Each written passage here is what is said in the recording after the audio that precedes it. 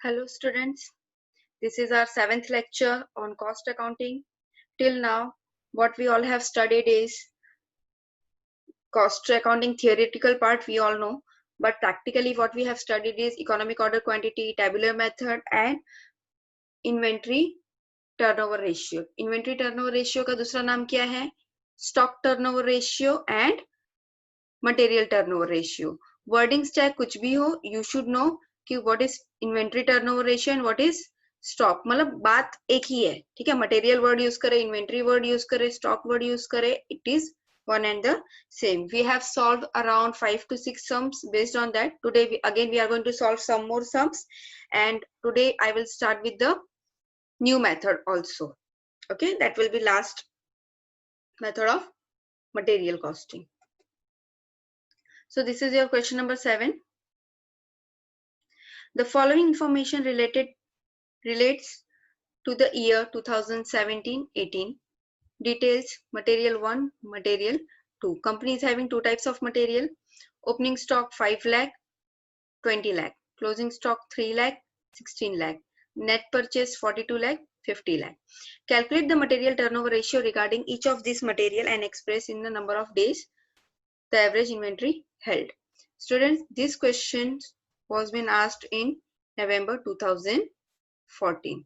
So आज से 5-6 साल पहले पूछा हुआ क्वेश्चन है. इस टाइप के क्वेश्चंस अगेन एंड अगेन आ सकते हैं एग्जाम्स में. So you should study it thoroughly. Okay.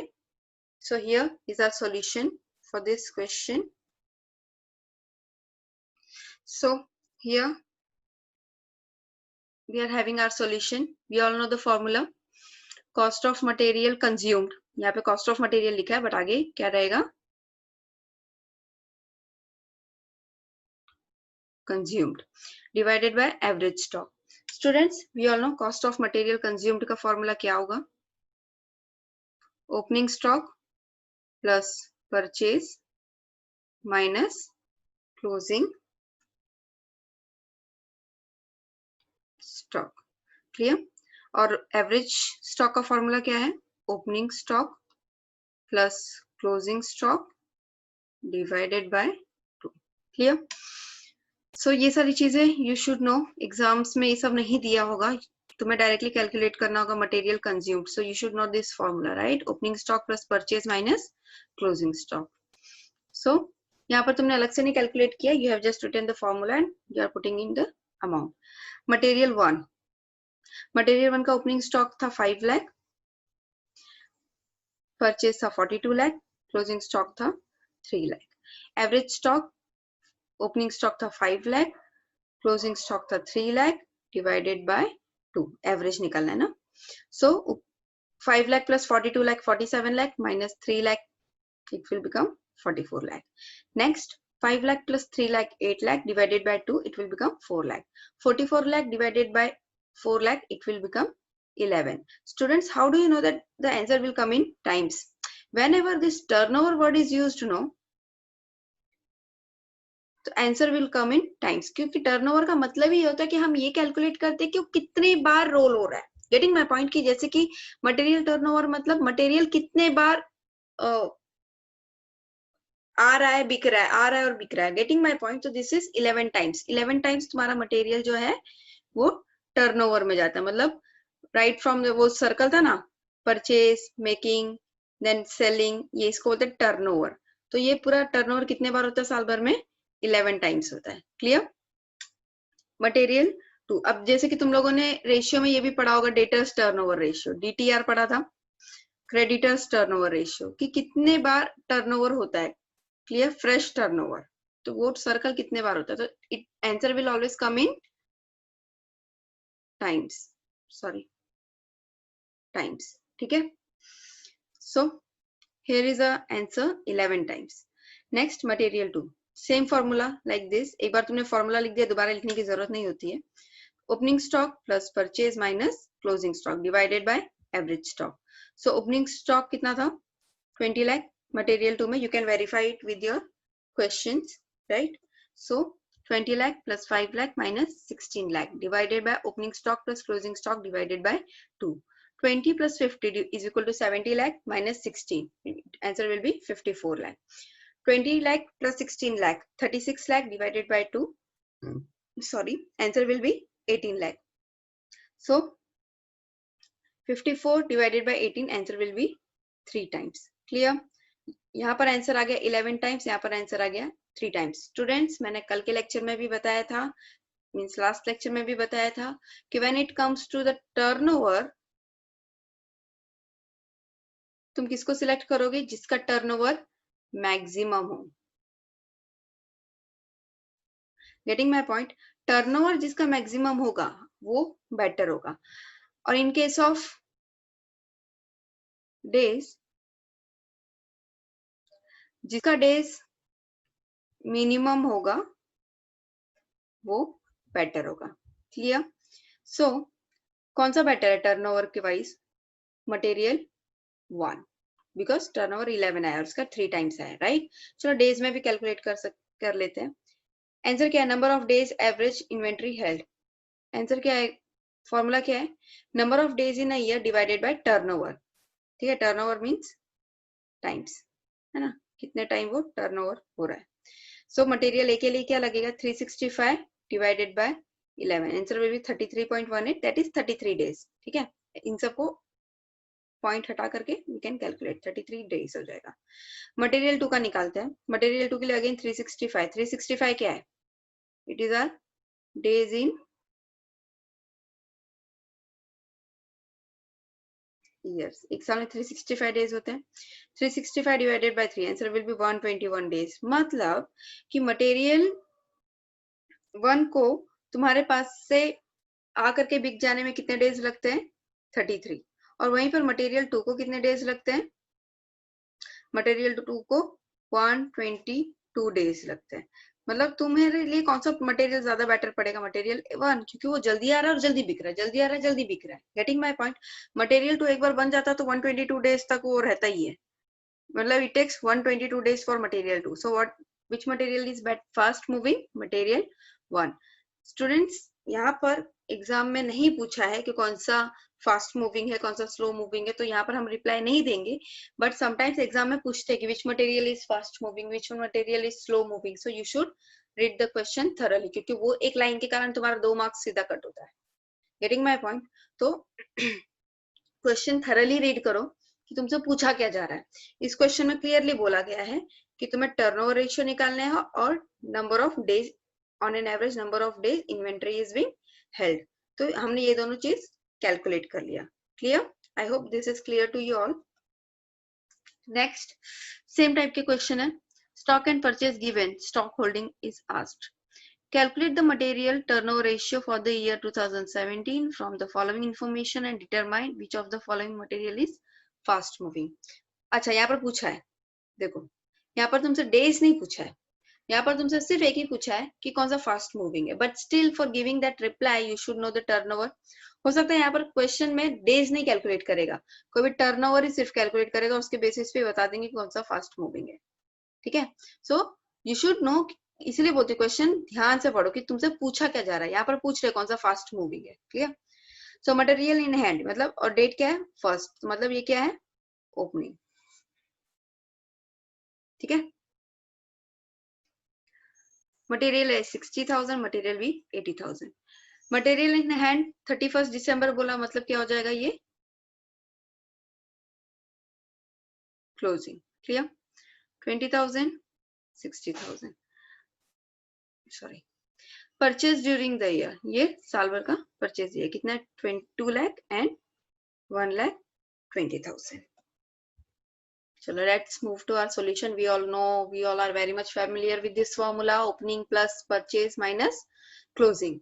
So what will we get? We will get our cost of material consumed. यहाँ पर कॉलम बना दिए गए हैं, कोई बात नहीं है, सबका अलग अलग मेथड होता है. लास्ट वाले सब में कॉलम नहीं बनाया हुआ था, यहाँ पर कॉलम बनाया है. It is up to you, तुम्हें जिस तरीके से करना है तुम कर सकते हो. तुम चाहे तो टेबुलर मेथड से भी कर सकते हो, तुम चाहो तो इस तरीके से एक बार फॉर्मूला लिख करके भी सॉल्व कर सकते हो, उससे कोई फर्क नहीं पड़ता है. But what we want to know is your final answer, वो राइट होना चाहिए. ठीक है, you can opt your own method of doing it, it's okay.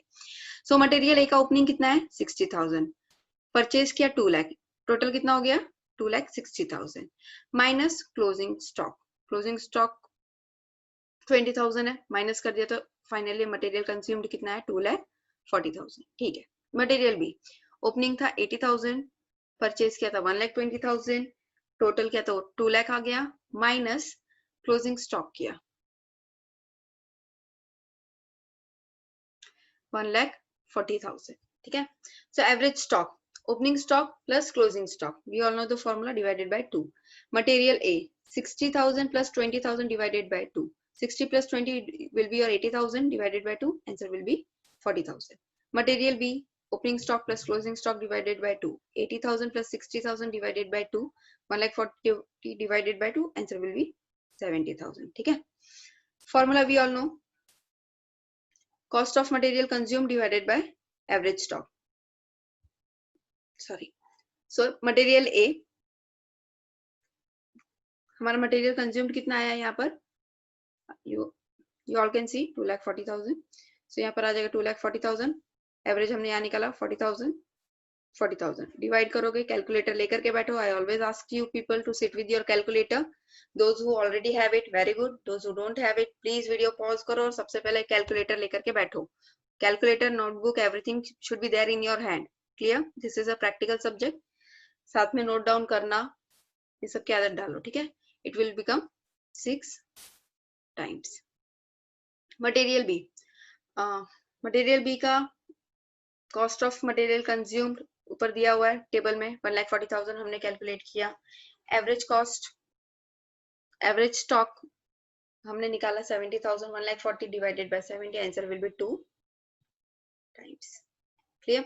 सो यहीं पर देख करके तुम बता दो, बट डेज वेज में हम कैलकुलेट करेंगे, बट सबसे पहले तुम बता दो इन दोनों में से कौन सा फास्ट मूविंग है, जिसका नंबर ऑफ टाइम्स ज्यादा है। क्लियर? देखो डेज में कैलकुलेट तो हम कर ही लेंगे, बट कैसा है, चीजों को समझना भी जरूरी है। ठीक है। तो रेशियो के मामले में जो ज्यादा होगा वो बेटर होगा, तो 6 टाइम्स इज मोर, तो यही बेटर होगा। चलो डेज में भी कैलकुलेट कर लेते हैं। Material turnover in days, formula क्या, days during the year, material turnover ratio. Material A 365 divided by 6 कितना आया, 63.83। Material B 365 divided by 2, 182.5 days. A turnover ratio of 60.83 days shows that the average stock of material A is held for 60 days. चलो 60 days भी पकड़ लेते हैं. Whereas the average stock of material B is held for 182 days, which means that the material A is fast moving, whereas material B is slow moving. Student यहाँ पे fast और slow का कोई डेफिनेशन नहीं है। दो मटेरियल दिया होगा, दो में ही आप कंपैरिजन करना है, और दो में कंपैरिजन में जिसका कम होगा वो ज्यादा बेटर होगा। तो इतना बड़ा स्टेटमेंट अगर तुम्हें लिखना नहीं आता तो लेट इट बी, बस इतना लिख देना कि since material A is held for 63 days and material B is held for 182 days, so material A is fast moving. इतना 3-4 लाइन नहीं भी लिखोगे चलेगा, बट तुम्हारा जो कंक्लूजन है वो 2 लाइन में भी लिखा होगा, will do, but it will be useful, it will be properly, it should mention your answer properly. ठीक है। ऐसा 3-4 लाइन नहीं भी लिखा जा रहा है कोई बात नहीं, 1-2 लाइन में भी लिखोगे चलेगा, बट ये चीज पे ध्यान देना कि तुमसे पूछा क्या जा रहा है। जैसे यहाँ पर पूछा फास्ट मूविंग, तो तुमने यहाँ पर क्लियरली फास्ट मूविंग बताया। अगर सपोज तुमसे पूछेंगे स्लो मूविंग, तो तुम्हें स्लो मूविंग बताना होगा, तब फास्ट की बात नहीं करनी है। तो ये सारी चीजें तुम्हें ध्यान से रीडिंग की आदत डाल लेनी है। ठीक है। आई होप दोनों सम्स क्लियर हो चुके होंगे आप लोगों को। So this is it. Let's move to our next sum. Stock and purchase given stock holding asked. ये ठीक है. Calculate the material turnover ratio for the year 2017 and 18 from the following information and determine which of the following material is most fast moving. Students, यहाँ पर again fast moving ही पूछा गया है, slow नहीं पूछा, तो you have to pay attention towards fast moving material. ठीक है. ये opening है, ये closing है, ये ओपनिंग स्टॉक दिया हुआ है, डेट वाइज ही तुम्हें पता चल जाएगा ना, 1 अप्रैल है, और ये क्लोजिंग स्टॉक, और ये क्या है, परचेज दिया हुआ है। ठीक है। मटेरियल ये भी ठीक है, एवरीथिंग इज क्लियर। यहाँ पर भी टेबुलर मेथड तरीके से सॉल्व किया है, कुछ नहीं, टेबल बनाना होगा, यहाँ पर लिख देना है पर्टिकुलर्स। ठीक है। यहाँ पर आ जाएगा material A, material B. Material consumed, formula क्या है, opening plus purchase minus closing, तो ओपनिंग स्टॉक मटेरियल ए का लिखा, परचेज लिखा, टोटल किया, माइनस किया, closing stock you got 4 lakh, है ना। मटेरियल बी का ओपनिंग लिखा प्लस क्लोज परचेज ऐड किया, टोटल निकाला, क्लोजिंग माइनस किया and after that we got material consumed, ठीक है। नेक्स्ट स्टॉक, एवरेज स्टॉक का फॉर्मूला भी we all know it very well, opening stock plus closing stock divided by 2, so 80,000 divided by 2, your answer will be 40,000. Clear? Next for material B, 1,75,000, 1,25,000 add किया divided by 2, your answer will be 1,50,000. Now material turnover ratio, cost of material consumed divided by average stock, we all know it. Material A का cost of material consumed 4 lakh था, average 40 आया, तो answer क्या गया 10 times. Material B 3 lakh divided by 1,20,000, answer will be 2 times. Students days में बाद में calculate करेंगे, तो मैं पहले इसे देख करके डिटरमाइन कर लेना कि कौन सा बेटर है। रेशियो के मामले में मैंने क्या कहा था, जिसका ज्यादा रेशियो होगा वो बेटर होगा। सो 10 टाइम्स आया ना, कि मतलब मटेरियल ए साल भर में 10 टाइम्स बिक रहा है, तुम्हारा टर्नओवर उसका 10 टाइम्स होता है, और मटेरियल बी का 2 टाइम्स होता है, तो कौन सा बेटर होगा, मटेरियल ए। डेज में भी कैलकुलेट करते हैं, बट यहीं से तुम डिटरमाइन कर लो, ठीक है। इन डेज, डेज में कैलकुलेट करने का फॉर्मूला क्या है, days during the year divided by material turnover ratio. A का 365 divided by 10, answer will be 36.5 days. Material B 365 divided by 2, answer will be 182 days. So कौन सा बेटर होगा, material A. Fast moving तुमसे पूछा है ना, क्वेश्चन में क्या पूछा है, fast moving, so we have to focus on fast. Fast कौन सा है, मटेरियल ए। स्टेटमेंट रीड कर लेते हैं। A turnover ratio of 36.5 days shows that an average stock is being held for 36.5 days. On the other hand, the turnover of 182.5 days shows that an average stock is being held for 182.5 days. Therefore, material B is very slow moving while material A is fast moving. ठीक है, तो clear है कि जिसका कम दिन लगेगा, मतलब ये साल भर में सिर्फ 36 डेज तक ही हमारे पास रहता है, उसके बाद ये टर्नओवर मूव ऑन हो जाता है, ठीक है। तो इट टेक्स 10 टाइम्स, पूरे साल भर में 10 टाइम्स हम इस मटेरियल को बेचते हैं, जबकि मटेरियल भी साल भर में सिर्फ 2 ही बार बिकता है। तो कितने दिनों में बिकता है, on an average 182.5 days, which is too much to held. Clear? So material A is fast moving, material B is slow moving. I hope this much is clear to you all. Okay, so this is it. Till now we have solved around 9 sums based on the same formula, same method, the different numbers. So I hope that this is clear to you all, and if you want me to give more sums based on this, I'll give you, but I think मेरे ख्याल से अभी clear हो चुका है तुम लोगों को, क्योंकि लास्ट लेक्चर में भी 6-7 सम किए थे, अभी भी किए हैं। It is very much thorough with you all. अगर फिर भी डाउट होगा तो कमेंट दे देना, I will teach you more on this, but I think it's right time for us to move to another type of sums, that is last method of material costing. Material costing chapter का last method होगा तुम्हारा FIFO and weighted average. Students, LIFO भी एक method होता है, but it is not practically in use. देखो 3 method होता है। हमारे पास स्टॉक बनता रहता है और उसी स्टॉक को हम बेचते रहते हैं, है ना। देखो ये जगह क्लीन है, लेट मी राइट।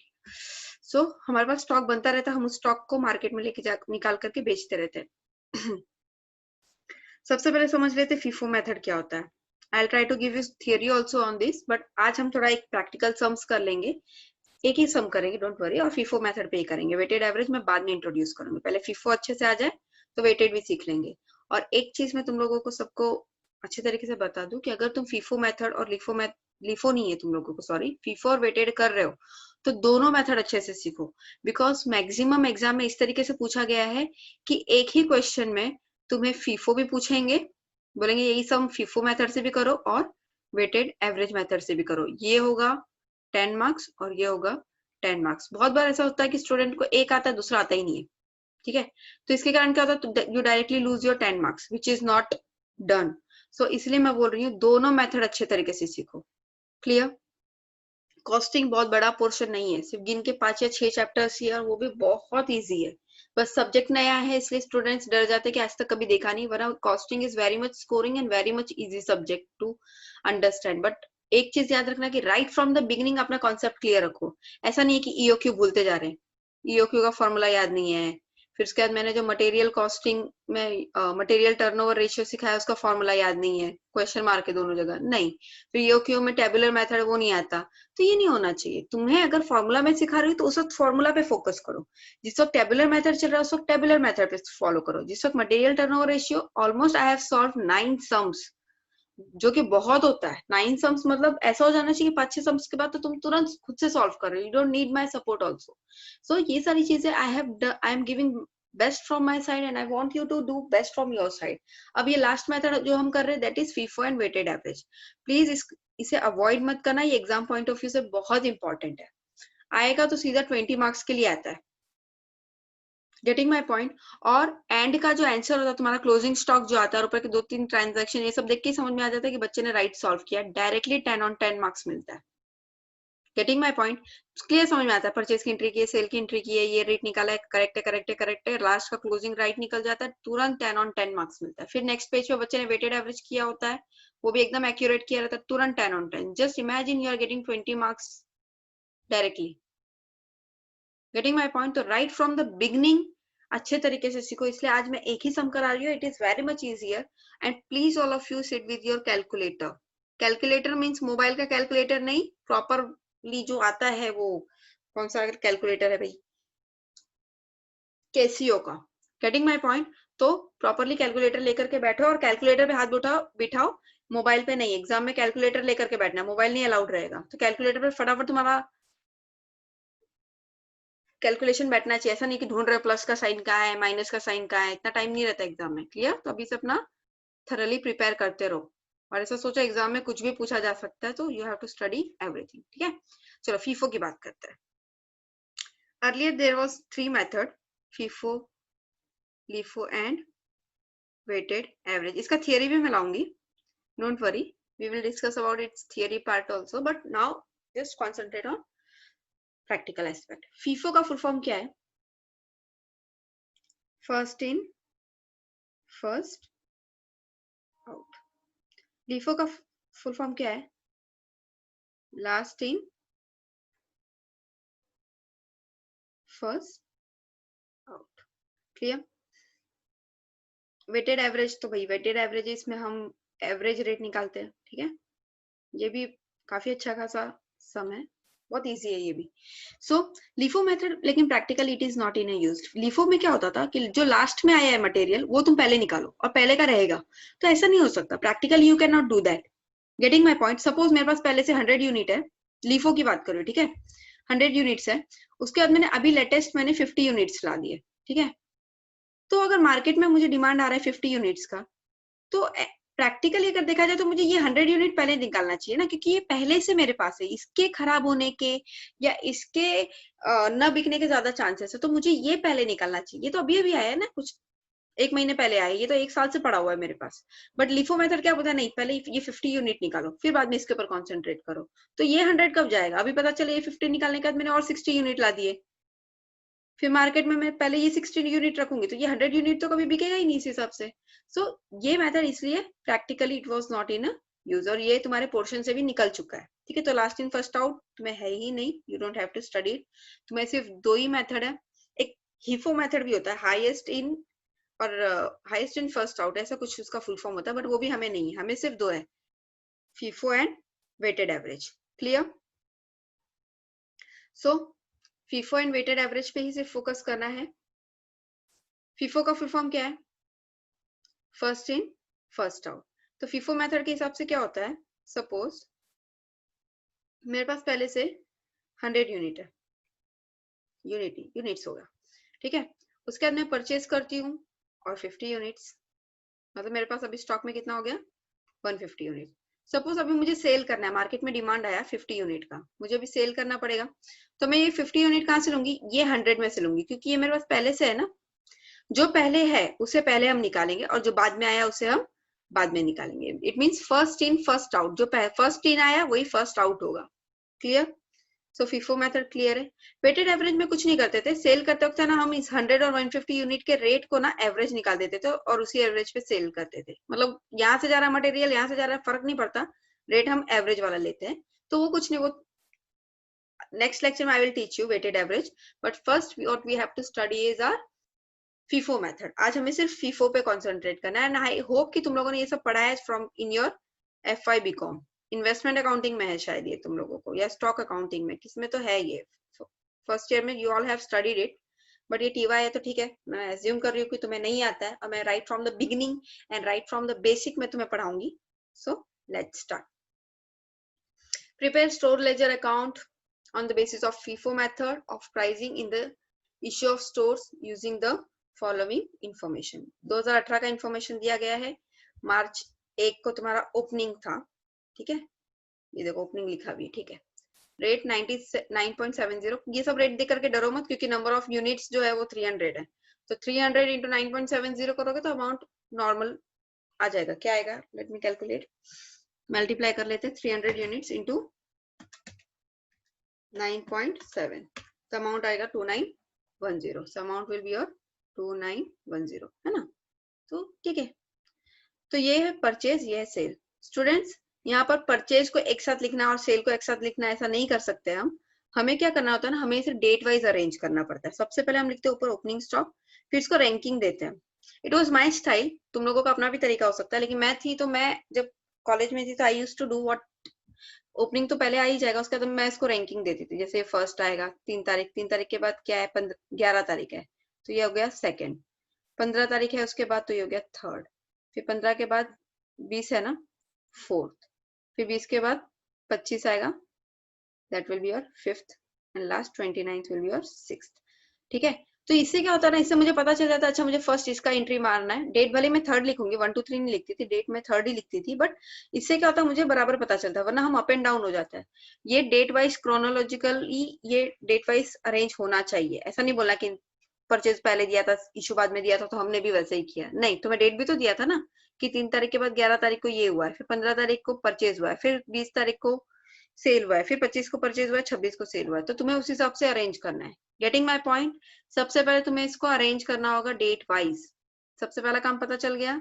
सबसे पहले आएगा ओपनिंग स्टॉक, उसके बाद सब डेट वाइज अरेंज करके उस हिसाब से we have to solve this sum. ठीक है, चलो लेट्स स्टार्ट. ये कॉलम की कोई जरूरत नहीं है, MRN नंबर की कोई जरूरत नहीं है, और ये लास्ट में रिमार्क, इसकी भी कोई जरूरत नहीं है. ये सब प्रैक्टिकली जो कंपनी में होता है उसमें लिखते हैं. हम सॉल्यूशन के वक्त कुछ नहीं लिखने वाले हैं. हम सिंपली लिखेंगे डेट, उसके बाद जो में लिखेंगे पर्टिकुलर्स, और 3 बड़े बड़े कॉलम्स बनाएंगे. मैं तुम्हें बताती हूँ कि बुक में कैसे कॉलम बनाना है. देखो ये रहा तुम्हारा बुक. एज्यूम कर लो ये बुक है. ठीक है, यहाँ पे छोटा सा एक डेट का कॉलम बना दो और इसे 3 पार्ट में डिवाइड कर दो. सॉरी, पर्टिकुलर भी आता है ना, पर्टिकुलर्स. और इसे 3 पार्ट में डिवाइड कर दो. Receipt, issue and balance. यहाँ पर आएगा रिसिप्ट, इशू एंड बैलेंस. ठीक है, अगर तुम्हारा एक बुक में नहीं कम मतलब प्रॉपरली ये बैठ रहा है तो तुम एक काम करो, वो जो मिडल पेज, मतलब ऐसा पेज ओपन करो जहां पर ये साइड भी बुक का आ जाए. देखो बुक कैसा दिखेगा, चलो ऐसे दिखेगा तुम्हारा बुक. ठीक है ना, ऐसे ही रहेगा ना. So you have to make use of both the side. देखो कितना अच्छा ड्राइंग बना दिया. सो प्रॉपरली एक लाइन खींचो. यहाँ पर आ जाएगा डेट, यहाँ पर आ जाएगा पर्टिकुलर्स, और एक ले लेना कोई क्या होता है रिसिप्ट. यहाँ पर लिख देना इशू और यहाँ पर लिख देना बैलेंस. क्लियरली विजिबल रखो अपने आंसर्स को प्लीज, क्योंकि एग्जाम्स में बहुत मुश्किल हो जाता है तुम्हारे छोटी छोटी हैंडराइटिंग को देख पाना. Already the answer paper is in scanned form, और उसमें भी तुम लोग इतने बुरे तरीके से लिखते हो कि मतलब it becomes hectic for a teacher to understand, right? Please, मुझे पता है तुम सब बहुत अच्छे तरीके से पढ़ते हो और बहुत अच्छे से पेपर भी लिखते हो, बट एटलीस्ट इतना सा एक हेल्प कर दो टीचर को कि इस तरीके से लिखो कि हमें क्लियरली वो दिखाई दे पेपर में कि क्या लिखा क्या है बच्चे ने, है ना. कोई जरूरत नहीं है तुम्हें एक पेज में सब कुछ मर्ज करते रहने की. मेक यूज ऑफ 2 पेज, चलेगा, कोई इशू नहीं है, बट क्लियरली विजिबल रखो. तुम्हारे लिए भी बहुत हेल्पफुल होगा, तुम्हें भी पेपर लिखते हो बहुत अच्छा लगेगा और हमें भी अच्छा लगेगा देखते हो. और ये अननेसेसरी कॉलम्स बनाने की कोई जरूरत नहीं है, ये कोई कॉलम का कोई यूज नहीं है, जीआर नंबर ये सब नहीं बनाना है तुम्हें, ठीक है। अच्छा ठीक है, यहाँ पर तुमने बना दिया, यहाँ पर तुमने बना दिया रिसीट। अब रिसीट के अंदर 3 कॉलम बनाओगे तुम, यहाँ पर आएगा यूनिट्स, यहाँ पर आएगा रेट, यहाँ पर आएगा अमाउंट। रिसीट मतलब परचेज, रिसिप्ट कौन सा? अब तुम बोलोगे मैडम रिसिप्ट कैसे हो गया परचेज? परचेज में तो हम पे करते हैं ना। स्टूडेंट्स यहाँ पर स्टॉक का लेजर बन रहा है, यहाँ पर हम बात स्टॉक की कर रहे हैं, तुम्हारे पैसों की बात नहीं कर रहे हैं। Getting my point? स्टॉक आया कि स्टॉक गया? क्लियर? परचेज में मुझे पता है कि परचेज में वी हैव टू पे और सेल में we get money, I except it, but यहाँ पर हम बात कर रहे हैं स्टॉक की, तो इसीलिए स्टॉक परचेज जो होगा वो रिसिप्ट में आता है, क्योंकि परचेज करते हैं तभी स्टॉक हमारे पास आता है ना, और सेल करते हैं उस वक्त स्टॉक हमसे ले लिया जाता है या हम बेच देते हैं, तो वो हो जाता है इशू। क्लियर? इसमें कंफ्यूज नहीं होना है, यहाँ पर हम बात स्टॉक की कर रहे थे। देखो हेडिंग भी लिखा है स्टॉक लेजर अकाउंट, ऊपर बड़ा सा एक हेडिंग दे देना है स्टॉक लेजर अकाउंट, उसके नीचे बाजू में मेथड लिखना है कि तुमने कौन से मेथड से सॉल्व किया, फीफो, क्योंकि एग्जाम में तुमसे दोनों मेथड पूछा जाता है, फीफो भी पूछा जाता है और वेटेड एवरेज भी पूछा जाता है, तो यू शुड नो इट, ठीक है। तो बाजू में तुम्हें अपना मेथड भी लिख देना है। फिर यहाँ पर क्या लिखा है तुमने? यूनिट, रेट और यहाँ पर आ जाएगा अमाउंट, और ये सेम यहाँ पर भी इशू में भी तीनों कॉलम बनते हैं, यूनिट, रेट और अमाउंट, यूनिट, रेट और अमाउंट। बैलेंस में भी कि कितना बैलेंस बचा है। स्टूडेंट्स ये सब देखकर कितना ज्यादा पैनिक होने की जरूरत नहीं, it is too much easy, बहुत ही इजी मेथड है, इसमें कुछ दिमाग भी लगाने वाला कॉन्सेप्ट नहीं है कि तुम्हें बहुत दिमाग लगाने की जरूरत है, एक सिंपल सा मेथड है, वो समझ जाओगे तो ये सब बहुत इजी है। बस एक चीज का ध्यान रखना, अपना कॉन्शियसनेस मत खोना, ठीक है। Be conscious what are you doing. FIFO method है और opening date wise properly arrange होना चाहिए, जैसे कि मार्च 1 के बाद मार्च 3 आया, फिर 11 आया, फिर 15 आया, फिर 20, फिर 25, फिर 29। परचेज है कि सेल हो बाद में देखेंगे, बट ये डेट वाइज अरेंज होना चाहिए, ठीक है। हमने पहले लिख दिया डेट, फिर हमने लिख दिया पर्टिकुलर्स, उसके बाद रिसिप्ट, इशू, बैलेंस, और इसके 3 कॉलम बना दिए। रिसिप्ट को 3 पार्ट में डिवाइड किया, इशू को 3 पार्ट में डिवाइड किया, क्वांटिटी को भी 3 पार्ट में डिवाइड किया, ठीक है। नाउ सबसे पहले क्या आता है हमारा? Opening stock. ओपनिंग स्टॉक न तो हमारा रिसिप्ट है न इशू है, वो क्या है? हमारा बैलेंस। तो सबसे पहले हम ओपनिंग स्टॉक का क्या लिखेंगे? यूनिट।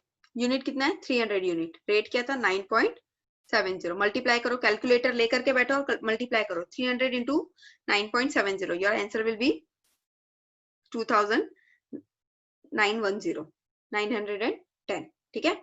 इतना तो क्लियर है। नेक्स्ट आ गया, हम क्रोनोलॉजिकली टाइम के हिसाब से और डेट वाइज जा रहे हैं, तो नेक्स्ट डेट है 3 तारीख। अब देखना है 3 तारीख को हुआ क्या है। 3 तारीख को हुआ है परचेज। परचेज मतलब रिसिप्ट, हमने कुछ रिसीव किया, कुछ नहीं, स्टॉक रिसीव किया, राइट। ये कॉलम को कुछ नहीं करना है, यूजलेस है। तो परचेज किया, परचेज कितना किया? Let's get back to the question. 250 units, और 250 units at the rate of 9.80। तो यहाँ पर लिखो क्वांटिटी में 250 units at the rate of 9.80। Calculator में मल्टीप्लाई करो 250 इंटू 9.8, कितना आएगा? 2450 अमाउंट आएगा। अब इश्यू तो कुछ नहीं हुआ है, तो वहां पर डैश डैश डैश डैश, मतलब यहाँ पर कुछ नहीं हुआ ट्रांजेक्शन। अब हम यहाँ पर क्या करेंगे फीफो मेथड में कि 300 जो पहले से हमारे पास था हम वो भी लिखेंगे, उसका रेट लिखेंगे, उसका अमाउंट लिखेंगे। उसके बाद इस 3 मार्च को हमने कितना यूनिट खरीदा? 250 यूनिट खरीदा at the rate of 9.80, amount आ गया 2450। Students you all can see कि यहाँ पर अमाउंट में रेट में चेंजेस है। 300 हमने लिया था तो 9.70 में लिया था, कुछ टाइम के बाद उसका रेट बढ़ गया सेम मटेरियल का, तो रेट क्या हो गया? 9.80। इसलिए हम लोग अलग अलग से लिखते हैं उसको, क्लियर। तो यहाँ पर आ गया अमाउंट। नेक्स्ट डेट क्या आ रहा है? 11 मार्च। 11 मार्च को हमने क्या किया? इशू किया। इशू मतलब कभी कभी इशू की जगह वर्ड क्या यूज करते हैं? सेल, ठीक है। तो इशू बोलो सेल बोलो, बात एक ही है। अब यहाँ पर परचेज नहीं हुआ है ना, तो परचेज के कॉलम में डैश डैश डैश करना है। सेल कितना यूनिट किया है हमने? 300 यूनिट, नहीं सॉरी, सेल कितना हुआ क्वेश्चन में देख लेते हैं। 400 यूनिट है ना। चलो, तो 400 यूनिट हमारे पास पहले से है, लेकिन पहले वाले में कितना है? 300 है, तो हम सबसे पहले ऊपर लिखेंगे 300। देखो इसका टोटल 400 आ रहा है, लेकिन हमने इसको 2 टुकड़ों में बांटा है। पहले लिखा है 300, रेट क्या था? 9.70 है ना, यहाँ पर भी वही रेट है 9.70 अमाउंट वही आ जाएगा। अब जो एक्स्ट्रा 100 यूनिट्स है हम नेक्स्ट स्टॉक में से बोरो करेंगे, पहले इस 300 को निकालेंगे और एक्स्ट्रा जो बचा है वो इसमें से लेंगे। तो 100 यूनिट यहाँ से लिया तो रेट भी इसी का लगेगा ना, ये बोलेगा जब तुम मेरा स्टॉक ले रहे हो तो रेट भी मेरा ही दो, तो 9.80 विल बी रेट और अमाउंट विल बी 980। अब बैलेंस यूनिट कितना बचा, ये 300 पूरा गया, ये 250 में से 100 गया तो बचा कितना 150, रेट सेम लगेगा 9.80 और 1470 will be your answer. Student 150 into 9.80 करके देखो, बहुत बार हम बैलेंस भी निकाल लेते हैं, मतलब इस अमाउंट को इस अमाउंट में से माइनस करते हैं, बट वो सब मेथड से आंसर मिलता है बट इट इज रॉन्ग। तुम ऐसा करो यूनिट इंटू रेट करो, 150 इंटू 9.80 मल्टीप्लाई करो 150 into 9.8, answer will B 1470। Clear. अब ये हमारा बैलेंस है, अब हमें इसको देखना है, अब ऊपर वाला सब गया, ठीक है। नेक्स्ट डेट है हमारे पास 15 मार्च। 15 मार्च को क्या हुआ है, अगेन परचेज हुआ है। परचेज कितना यूनिट किया हमने, 300 यूनिट किया। तुम क्वेश्चन देखते रहो। 15 मार्च 300 unit eight the rate of 10.05 per unit, 10.05, 300 into 10.05 करोगे तो 3015 रुपीज आएगा, ठीक है। उस टाइम पे कोई इश्यू नहीं हुआ तो डैश डैश डैश, ये पहले से जो बैलेंस बचा है यूनिट वो पहले हम लिख लेंगे। 150 इंटू 9.80 विल बी योर 1470। अब यहाँ पर तुम लिखोगे 300 यूनिट जो इस महीने मतलब 15 मार्च को हमने परचेज किया, 300 इंटू रेट आंसर। तो ये दोनों अलग ही लिखना, मर्ज मत कर देना कि हम लोग लिख रहे हैं 450 यूनिट्स इसका कुछ कर रहे हैं, नहीं, अलग अलग ही लिखना है दोनों को, और जो पहले है वो उससे ऊपर लिखना है, जो पहले से वो ऊपर रहेगा, जो बाद में आया वो नीचे, ठीक है। अब आ गया 20 मार्च। 15 मार्च के बाद होता है 20 मार्च, 20 मार्च मतलब 15 मार्च के बाद होता नहीं है, लेकिन यहाँ पर क्रोनोलॉजिकली 20 मार्च आ रहा है। अब 20 मार्च को हमने क्या किया है, इशू कितना किया है 210 यूनिट्स। यहाँ पर रेट देने की कोई जरूरत नहीं है, अगर दिया भी होगा ना, बहुत बार क्वेश्चन में देते हैं sale at the rate of this, sale के अमाउंट का कोई यूज नहीं होता है। I will give you such kind of sum also. Issue तो परचेज में कर दोगे डैश डैश एंड डैश, यहाँ पे भी कुछ नहीं है, ये तो पूरा कॉलम ही यूजलेस है, ठीक है। तो हमें इशू कितना करना था 210 यूनिट्स। 210 हमारे पास पहले से है क्या, नहीं, पहले कितना था 150, तो पहले 150 लिख देते हैं, उसका अमाउंट सॉरी उसका रेट और अमाउंट। अब हमारे पास कितना यूनिट बचा, और कितना यूनिट की जरूरत है हमें 60 ना, 210 में से 150 गया तो कितना बचेगा 60 यूनिट्स। तो 60 यूनिट्स हम दूसरे स्लॉट में से बोरो करेंगे, क्योंकि यहाँ पे फुलफिल नहीं हो पाया ना, तो दूसरे स्लॉट में से ले लेंगे 60 यूनिट्स। रेट भी फिर इसका लगेगा, अगर तुम इसका यूनिट ले रहे हो तो रेट भी इसी का दोगे तुम, 10.05 मल्टीप्लाई करोगे तो 603 आएगा, ठीक है। क्लियर, ये यहाँ पे क्लियर हो गया। अब बैलेंस कितना बचता है, 300 में से 60 गया तो बचा 240, rate will be 10.05, amount will be 2412। चलो मल्टीप्लाई भी करके देख लेते हैं, 240 into 10.05, 2410 will be your balance. अब 20 के बाद नेक्स्ट क्रोनोलॉजिकली कौन सा डेट आ रहा है हमारा 25 मार्च। 25 मार्च को हमने क्या किया है, परचेज किया है, ठीक है। क्वेश्चन में भी चाहिए तो वेरीफाई कर लेते हैं। 25 मार्च को हमारा हुआ है परचेज, ठीक है, परचेज लिखा ना, 150 यूनिट्स परचेज किया, रेट क्या दिया हुआ है 10.30, डे बाय डे रेट बढ़ते ही जा रहे हैं, ठीक है। सो 150 units at the rate of 10.30, amount will be 1545। तो डैश डैश डैश, क्योंकि उस टाइम पे हमारा कुछ भी इशू नहीं हुआ था, सिर्फ परचेज हुआ था ना। देखो जहां पर सेल है वहां पर परचेज में डैश डैश हो जाता है, परचेज हो तो सेल में हो जाता है, एक साथ दोनों नहीं होता कभी, ठीक है। तो डेट वाइज प्रॉपरली अरेंज करते रहो। परचेज हो गया, इशू में कुछ नहीं। पहले से कितना तुम्हारे पास बैलेंस था 240, तो तुमने यहाँ पर लिख दिया 240, रेट लिखा, अमाउंट लिखा। अभी 25 मार्च में तुमने क्या किया, तुमने अगेन किया परचेज, कितना 150 यूनिट्स, रेट 10.30 है ना, 10.30 लिखा है ना यहाँ पे, सो 10.30 और अमाउंट विल बी 1545, मल्टीप्लाई कर लेना। इसको टोटल विटल कुछ करने की जरूरत नहीं, यूनिट और ये टोटल कर रहे हैं नहीं, फीफो मेथड में दोनों को अलग अलग ही रखो हमेशा से, कुछ टोटल निकालने की जरूरत नहीं, वो वेटेड एवरेज में हम करते हैं, यहाँ पर नहीं करना होगा, ठीक है। लास्ट 29 मार्च जो कि हमारा एंड का डेट है एज पर द क्वेश्चन, देखते हैं, है ना, 29 मार्च 6th हमारा लास्ट पॉइंट है। यस, सो 29 मार्च हमने क्या किया, इशू किया, तो परचेज में कर दो डैश एंड इशू में आएगा 100 unit eight the rate of 10.05, 10.05 10.05 क्यों? हमें ये 100 यूनिट देना था ना, ऊपर के बैलेंस के हिसाब से 250 बचता है। फीफो में क्या करते हैं हम पहले फर्स्ट मटेरियल को देखते थे। फर्स्ट मटेरियल में पहले से 240 मटेरियल है, तो हम इस 240 में से ही 100 यूनिट लेंगे, सॉरी 240 में से ही 100 यूनिट लेंगे। तो 100 और रेट किसका लगेगा? ऊपर वाले का ही लगेगा, मतलब 240 वाले का ही रेट लगेगा। क्लियर? 10.05 मल्टीप्लाई करेंगे तो 1005 आ जाता है। अब 140 में से 100 हम दे चुके हैं तो कितना बचा? सॉरी 240 में से 100 हम दे चुके हैं तो कितना बचा? 140। और 150 का 150 अगेन आ जाएगा क्योंकि इसको तो हमने कुछ किया ही नहीं, ये वैसे का वैसे ही रखा हुआ है। सो 140 into 10.5 amount will be 1470, 150 into 10.30 amount will be your 1545। अब एंड में बहुत बार हम ऐसा करते हैं कि हम एंड में एक कॉलम बना देते हैं और उसमें लिखते हैं 290 units at the rate of, क्या आएगा टोटल 1407 प्लस 1545। एक्चुअली ऐसा ये करना रॉन्ग होता है, बट बच्चे बहुत बार ऐसा दिखाने के लिए लिख देते हैं 2954। एग्जाम में ऐसे भी लिख देते हैं, but it's okay, we are not going to cut the marks. But till this point, जब तक तुम्हारा परचेज सेल चल रहा है, तुमको दोनों मटेरियल अलग ही दिखाना होगा। Getting my point? तुम मर्ज मत कर देना कि ये 300 250 ऐड करके दिखा रहे हो एक्स्ट्रा और ये अमाउंट ऐड कर रहे हो, इसका कोई यूज नहीं है, क्योंकि जिस वक्त सेल होगा तो अलग अलग ही ट्रीटमेंट मिलेगा दोनों को। और रेट तुम देख रहे हो पर डेट वाइज चेंज होते जा रहा है, 9.70 से 9.80, फिर 10.5, फिर 10.30।